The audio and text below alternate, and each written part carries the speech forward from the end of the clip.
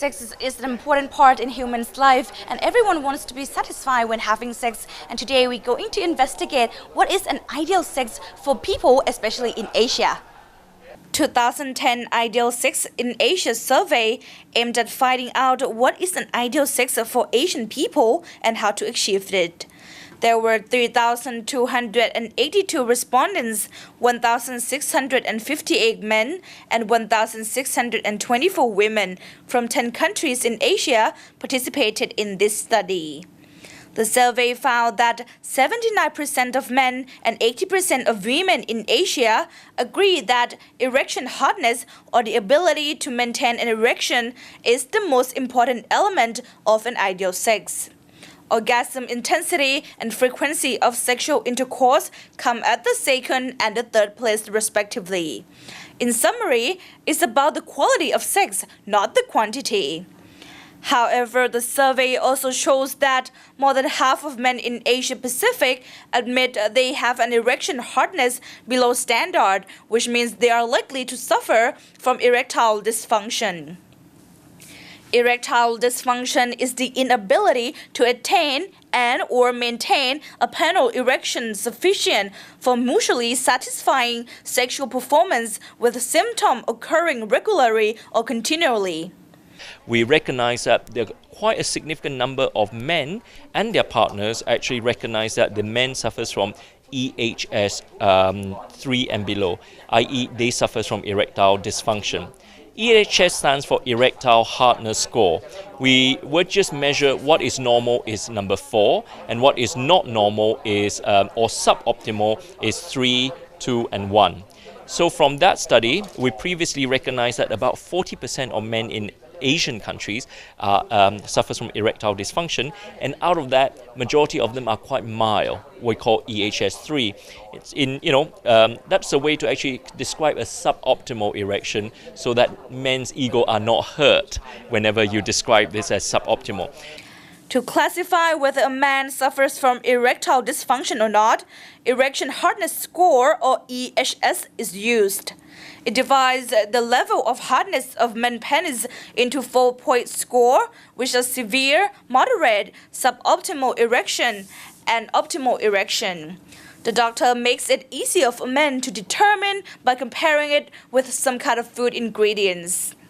So we make it simple. We make it into this scale of actually recognizing whether they have got this condition or not. If they think that hardness is not an issue, like for example, their hardness is as rigid as a cucumber, for example, actually is EHS 4. For somebody who has got hardness that is achieving like a unpeeled bananas, that is slightly soft but reasonable, which is EHS 3. Somebody who has got peeled bananas kind of texture is probably EHS 2, and somebody who's as soft as tofu, you have to be worried because they actually suffers from EHS 1, which is more serious form of erectile dysfunction. This is a prop that we commonly ask patients to use because some patients are a little bit embarrassed. So whenever you reduce taboo when it comes to describing whether they have got erectile dysfunction or not, this will be compared with different texture or rigidity of food that we can use. The causes of erectile dysfunction for men are associated with physical and mental health, such as cardiovascular disease, high blood pressure, or high blood cholesterol. It could happen as a result of medical conditions, drug therapy, or major surgery.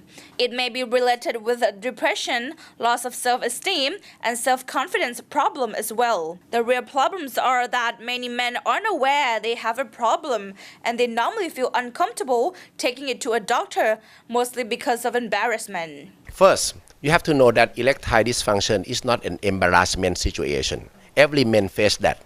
It's just that when you get older, the function not to be as perfect as when you are young. Men who have this problem should know that this is not embarrassing issue. It's just the issue of health. Erectile dysfunction is not a deadly disease. It can be cured by several treatments from professionals, such as medications, analyzing risk factors, and urging men to take care of themselves. Effectively, there are several treatment strategies. I mean, one of the ways to quick fix, which is our modern day lifestyle way of doing this, is medications. I think that the medications for ED has been around for more than a decade, and it's very efficacious and it's got low side effect profile. And that's the best thing, that we actually need to break the cycle of self-confidence into their relationship. So we improve the EHS3 to EHS4 with efficacy rate of about 80%. And I think that's the first thing that I would do when a patient or their couples come to see me.